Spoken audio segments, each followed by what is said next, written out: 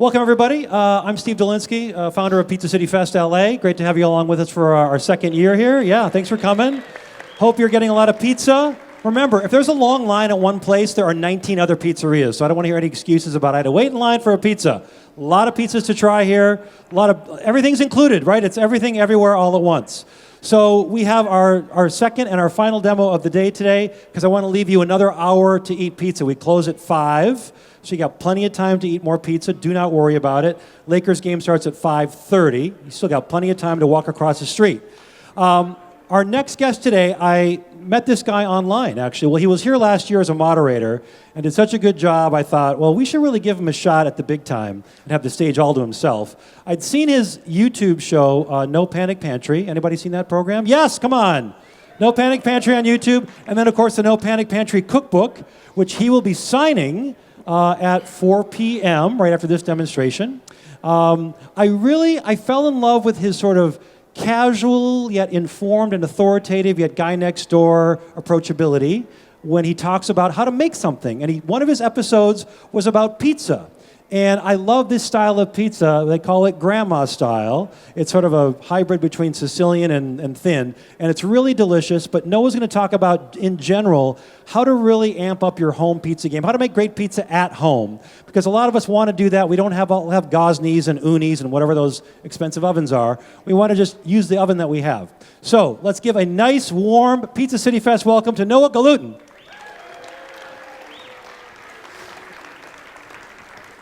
Thanks, Steve, and thank everybody for coming. This is really just about kind of helping people out with making pizza at home, especially if you're not like a super hardcore pizza person. And honestly, I have a lot of experience making pizza. I've helped with pizzerias, including Prime Pizza, which is here today. So I know a lot of that side of it. But when I'm cooking pizza at home, very frequently, I like to just do it in a sheet pan because it's like the most forgiving. You don't get flour everywhere. You can kind of shape it with olive oil.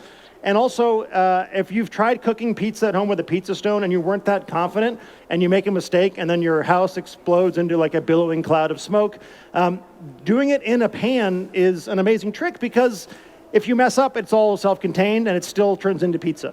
So we're cheating today because as you can see, there's no oven. So I'm going to show you kind of the stages through and we'll kind of swap stuff out. But one of the benefits, you get to see the finished product today. So literally, this is dough that I made in my house. I guess you guys have the cameras here. In my house the other night on, what was that, Thursday night. And then I shaped it and baked it off here. And it's all really kind of straight ahead home pizza dough. I didn't use fancy flours. I used good all-purpose flour. And I'm going to show you how to make these doughs and how to make pizza at home. And then after that, we'll do a little Q&A, and I might bring a friend up who is way better than me at making pizza and can have even more fun answers. So the idea here is making kind of grandma-style pizza. And the reason they often call it grandma is a little derogatory to grandmas. The idea that like you can kind of do it without having a ton of skill. It's very easy to do in a home kitchen. But actually, I think grandmas are generally the best cooks in the world, so it's kind of a weird name for it. But, all right. And then I'm going to kind of break this down into some of the way that baking works with pizza. And this is a little bit mathy up front, and you'll excuse me for that. But the easiest way to think about pizza dough is what they call dough percentages. And so if you have 100 grams of flour and 70 grams of water, then it's a 70% hydration dough. So the water is the percentage based off of the total amount of flour.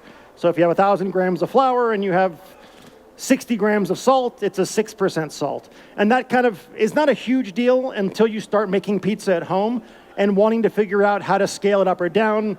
You can go online and find these like dough calculators where you plug in and you say, I want to make 6 15-ounce pizza doughs. Then it'll plug in all the math, teach you how to do it. So that's very cool. So anyway, I'm going to show you the dough now. And essentially what we're doing is we are starting out with water. And then we're going to mix that with our instant dry yeast and sort of let that bloom for a minute. Then we're going to mix in our olive oil and our, I think that's it. Yeah, yeast, water, olive oil. Get that started. Once that's all together, you mix in the flour, you knead it, and then you basically are most of the way there, then you add salt. So I'll show you this process. No fancy mixers. We're going to use pizza pans. Literally going to make it in one of these. And so it's super duper easy. One of the things I think about a lot with pizza is people sort of say, like, what's the best pizza in the world? And they try to recreate that pizza at home. But the truth is, pizza, I think, is very much about molding the pizza around, your recipe around the pizza you're trying to make and the conditions you have to work with. If you have just a regular home oven and you're trying to recreate pizza from a 900-degree wood-burning pizza oven, it's not going to come out right. So to me, it's like, think about the oven you have and try to develop a good pizza for that. So this pizza is designed for a home oven with a baking sheet. So just basic stuff. So we're starting out with 1,040 grams of bread flour. This is going to make 3 20-ounce pizza doughs. So 3 big ones that can fit into a sheet pan, and it'll be super easy to work with. So, but I'm going to start with the water because I'm paying attention. So we have 629 grams of water, which if you're keeping track at home. Also, if you go to my YouTube page for this pizza, the recipe is on there. So you can find it there, and I can run that through for you too. So we've got, this is 60% hydration. So 629 grams of water going straight into this bowl here. And then we're going to take 3 grams of instant dry yeast. This is just the basic yeast powder you can buy at the grocery store. And you just sprinkle that straight in. Now, ordinarily, you kind of wait a few minutes. You want to make sure that it's kind of active and bubbling and looking good. But we're cheating today because I already made the pizza, so we're going to do it in a slightly faster version. So once that kind of goes, one little fun note, you want to have warm water when you're making pizza because yeast likes warmth.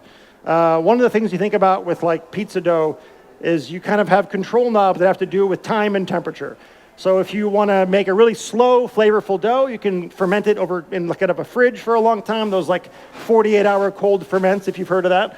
And so this is just basically yeast and water. You want to use warm water. And then we're going to add in our olive oil. We've got 26 grams of olive oil.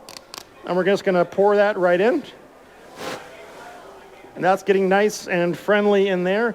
And then the next thing you're going to do is add your honey or sugar, whatever you want to use. Yeast likes sugar. And so because it is a real pain to measure honey into a little cup, I always weigh it straight into the bowl so you don't have to, you can just squirt it right in. And I luckily wrote down the recipe. So we're going to use 7 grams of honey. So you have these handy dandy scales. Scales are now like super cheap and easy to get to. Go on Amazon and they're like $20 for a decent scale. And then you just kind of watch your scale, get to your 7 grams of sugar or honey. Somebody once told me that honey kind of likes yeast, or yeast likes honey more than sugar. I don't know if that's true, but it feels kind of more hippie and fun, so I do that. And then essentially, you're just kind of letting this sit in here. And now that this is all mixed in, you can stir this around if you want to, but really what you're going to do next is add in your flour. So now, again, honey, yeast, olive oil, flour.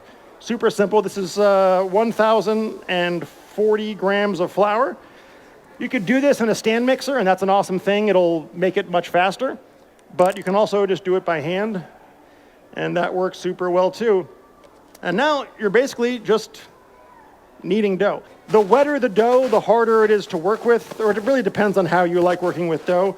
Like a classic New York style pizza dough is often like 57% hydration, 60%. This is kind of modeled off that. This is 60%. And one of the things to think about with pizza dough is that salt is one of those things that can prevent things from fermenting as much as you want to. So you're trying to find that perfect balance where the salt isn't preventing fermentation, but it is making it taste good. So anyway, you're just kind of getting this, you're going to knead this for by hand, about 8 minutes. I tend to try to do it in a big bowl like this because it makes it less messy. So now let's pretend this was 8 minutes because no one wants to watch me sweating heavily, breathing, panting into a microphone for 8 minutes. So the next thing you would do is take your salt after it rested for 20 minutes, and you would just add that in and then knead it in as well. This is 26 grams of salt. And again, this is for 3 big pizzas. So that's, it seems like a lot of salt, but that's all the salt for 3 pizza doughs. Look at this beautiful, bouncy, nice dough right here. So the idea now is that you've shaped your dough and you've sort of portioned it out, you've let it rest for a little while, and then you portion it out into your 3 dough balls. And you can just sort of divide it by 3, kind of just visually, you cut it up. You can also weigh the total thing, divide it by 3, cut it out, and then you have 3. And then you'll end up with 3 dough balls, and this is one of them. So what you would do now is take your sheet pan right here. And so one of the things that I love about shaping into a sheet pan is that you can use olive oil instead of flour. So when you're like setting up to make pizza for a party and you're working with flour, you're getting flour like everywhere. It's all over the counter, it's on the floor. You're sweeping up, you have friends coming over, it's a giant pain in the ass. So what I will often do instead is an olive oil shaping method. So you just put a little bit of olive oil in the pan just like that and kind of work it like this. And then essentially, you'll take your little dough scraper here and you'll just pick up your dough. And once you have pizza dough that you have portioned out, you can essentially decide what you want to do. It's like kind of one of those things, if you want like the most flavorful dough, you can put it in the fridge for 2 days and let it cold ferment for 2 days. It'll build more complicated structures, more nuanced flavor. But if you're in a hurry, you just leave it out at room temperature. It'll proof on its own, and when it's ready, it'll be a quicker dough. Maybe it will be, not quite as complex and nuanced, but it will still taste really good. What you want to do here is kind of just with sort of confident, gentle fingers, you're just kind of moving the dough around like this, trying not to knock all the air out that you've developed over the time with the yeast and rise, and kind of just let it keep proofing like this. And then the next thing you would do after this is you would cover this with plastic or with a lid, and then let it proof for half hour, whatever you kind of feel like doing, and it'll kind of relax and fill into the pan. And then when it's done proofing, you put your toppings on, you put it in the oven. And so I'm doing 2 cans for sauce to make 3 kind of big pizzas like this. And again, you're at home, you're making kind of thin crust but saucy pizzas, so you want to have a lot of flavor. You could do stuff with like a blender or whatever too. Some people hate that because when you blend tomato seeds, they can get a little bit bitter. But we're really just crushing this by hand, and then we're going to season it really simply with whatever you kind of like to do. The classic like New York pizza sauce is often just salt, pepper, and dried oregano. For these, I'm going to grate a garlic clove in here, put a little bit of olive oil in there, and just make a very, very simple sauce. Also, you'll be able to tell from your tomatoes, like some tomatoes you buy, canned tomatoes, they have like a very wet kind of juice-like liquid in them. Some of them have more of a puree. The puree is thicker and easier for this kind of a sauce. So if they are extra wet, use less of the juice. These are nice kind of thick ones. So I can put a little bit of this puree in there with it, and now we have a nicely textured sauce here. Essentially, you're just kind of salting it the way you'd salt tomato sauce. Throw in a little bit of this oregano here. Great. A garlic clove in there, you could do that. I often do. You could also add some black pepper. And it's, again, kind of very simple sauce. You can also go crazy with your toppings. It depends on kind of what kind of pizza you want to make. And you've got a really, really, really simple tomato sauce. So first, I'll show you how to top like a classic grandma pie. I'm going to show you 3 pizzas today that are inspired by 3 different pizzerias. The first one is inspired by my friend Frank Pinello's pizzeria in Brooklyn called Best Pizza. He's the first guy who taught me how to make pizza. With a pizza like this, where you have a thin pizza that you're making at home in a pan, I tend to put the cheese down first. And what that does is it creates a little bit of barrier between the sauce and the crust, so that you can kind of put more sauce on, put more cheese on, and it won't get soggy and sog down the crust before you get there. So you're taking this grated mozzarella here, and the first important thing is you want to hit the sides. When you have them in these pans, the cheese around the edge is going to give you the most caramelization, the most crunch, the most color. And so I just kind of come right along the edge first and get that pizza going like this. And also, when you think about the way that pizzas bake, they tend to sort of rise from the outside down. So you tend to put toppings heavier on the outside because it'll lift up and kind of push down and slope in as it goes. So this kind of gives you more on the outside, and then it kind of redistributes in the middle. And you're just kind of getting a nice layer of cheese on there.